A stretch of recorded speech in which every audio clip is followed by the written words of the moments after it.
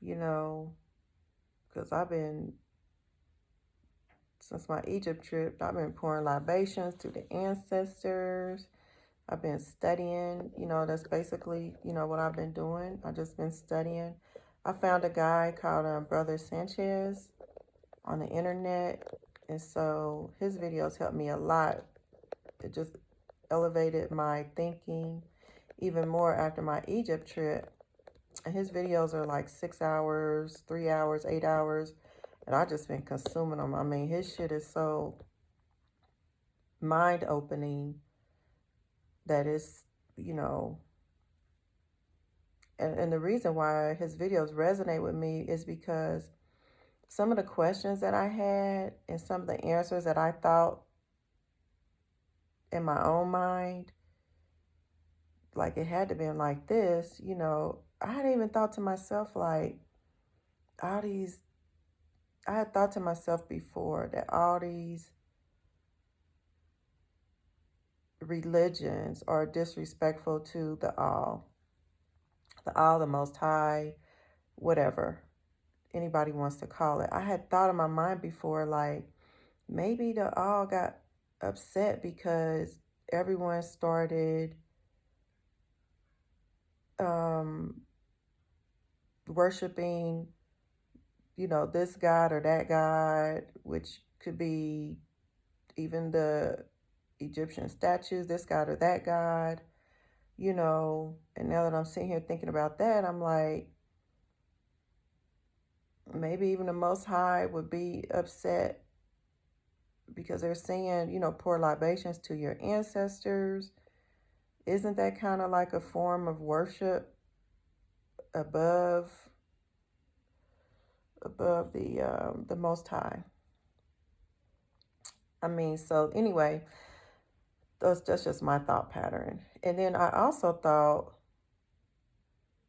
because a lot of people were like, oh, the aliens brought the mirror, the pyramid down, the big one in Gaza Plaza, and that's why they can't figure out how it was made.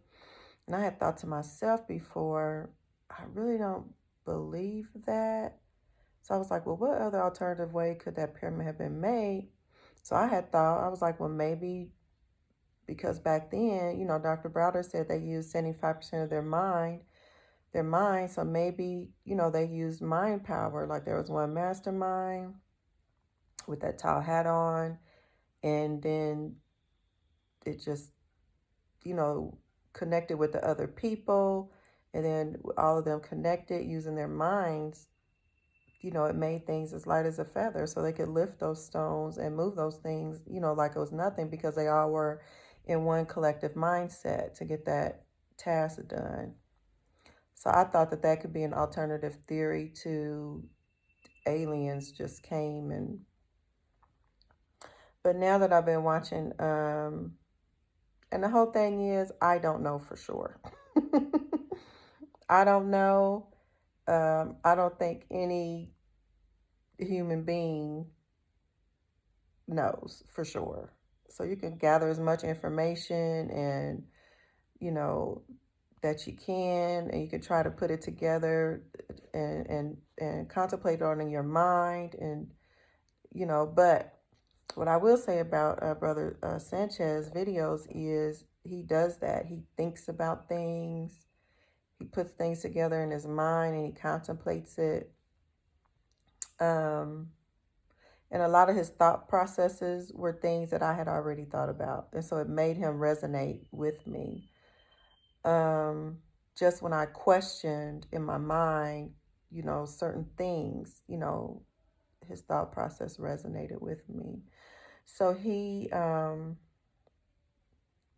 basically, since I've been stuck here, I just been consuming his videos and taking in his point of view, which I'm telling you, like 95% of it resonates with me. Plus, a lot of the stuff he says about like the Moors or the fraternities and sororities, a lot of that stuff is new information for me because I don't know much about, because because I didn't go to, a 4-year college. I wasn't never, I don't, the thing I know about the sororities and fraternities firsthand is I just remember how when I was younger, people that were in the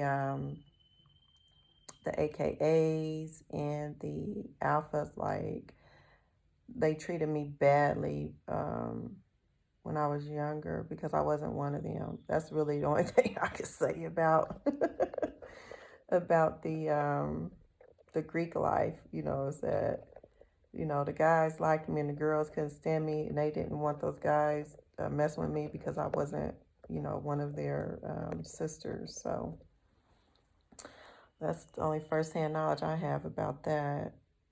Um, but his videos are very interesting. I mean, very interesting. A lot of my thoughts were confirmed and questions answered.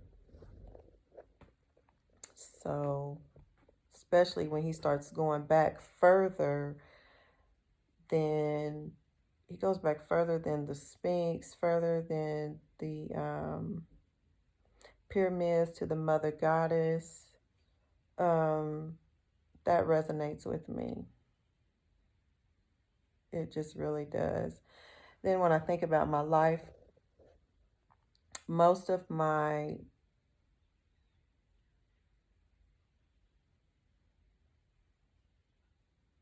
trauma, I'm not going to say necessarily emotional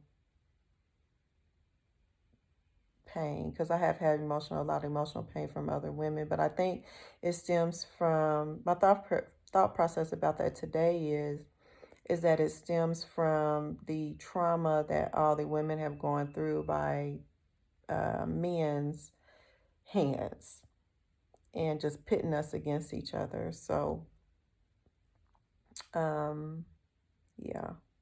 But most of the trauma in my life um, caused by the hands of men, even, starting with my father, So, I mean, as many times as I was sexually abused as a child by men, um, sexually traumatized as a young lady by men, raped as a woman, you know, and then you're so desensitized to it that when a lot of women, after so many traumatizing situations by men, you get desensitized to it. Like, I should be crying, like I've literally been raped or sexually abused or in a situation to where I might as well just give it up, because if I don't, I'm going to get raped, so many times. I mean, I'm laughing to keep from crying so many times. So many times. And then the last time, I was just like, wow, Donnie, you should have known better. And then, and it was by a good friend, somebody I thought was a good friend. And then the crazy thing about it is after he did that, and this was recently, this was in maybe 2020, 2019. I was even still friends with him after that. I told him what he did. I was like, you know what you did? It was wrong. We had a discussion about it. My one of my younger cousins was there. I asked him, a guy, why did you let that happen? And he was just like, you have been drinking and you know how you are. You was tripping. I just, and I don't blame him at all, but he was there. the night it happened. And then, the guy that did it, I was still friends with him after that. Even though I told him, you know what you did, you raped me, and, he was just like, not even went somewhere with him after that. I mean, I have been friends with them since um, I met them, I believe, when I was 13 or 14. But they had never mistreated me, and for him to do that, I was just like thinking to myself when I was with him, because I went with him um,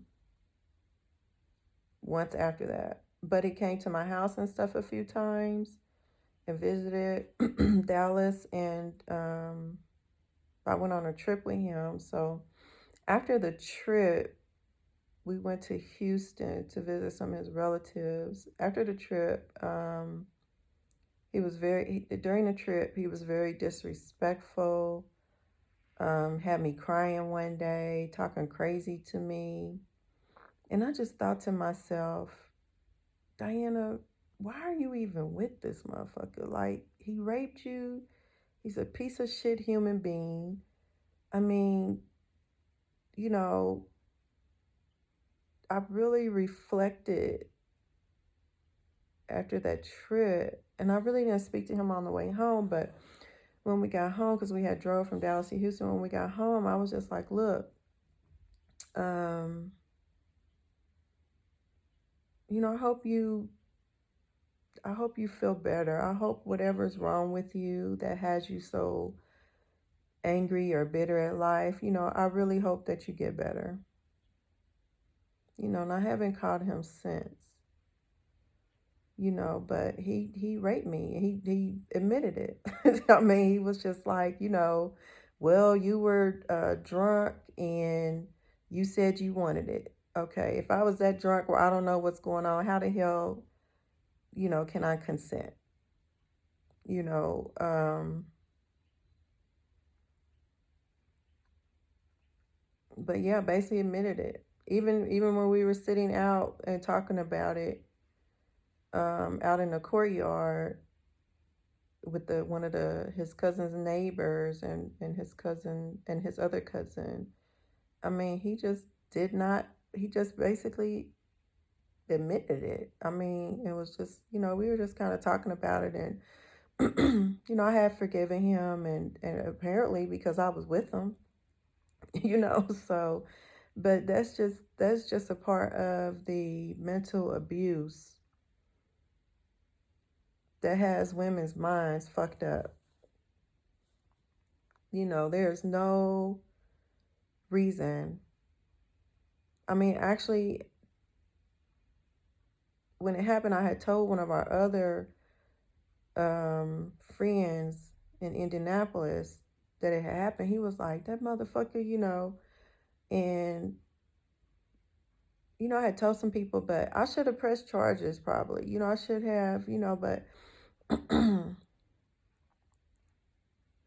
don't want to talk about it because I am about to start crying, but I'm not gonna, it just after that trip and the abusive words and the things that he was saying, I haven't called him anymore, but I do, I guess maybe that's the woman in me, I do think about him and hope that he's okay, wonder how he's doing or whatever, but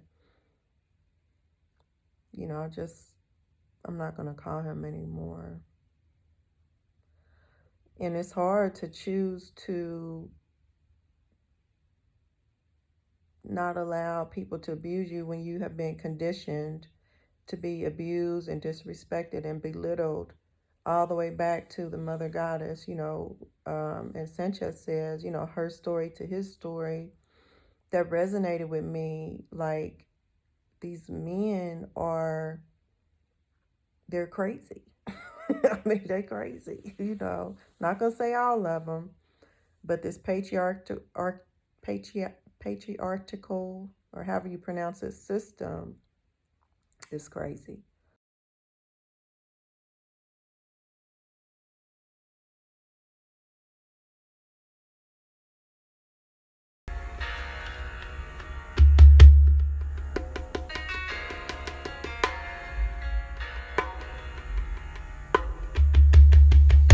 She came onto the country shores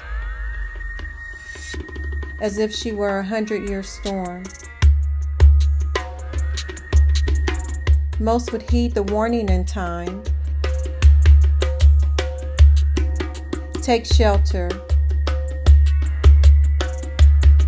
before even catching the enticing smell of the beautiful coming rain. A few godlike men, yet untamed by Mother Nature, would embrace the strong, somehow comforting change of winds, allow themselves to take up the treasures revealed, left behind her impassioned path, knowing her omnipresence is in the same nature of themselves, which called unto the storm.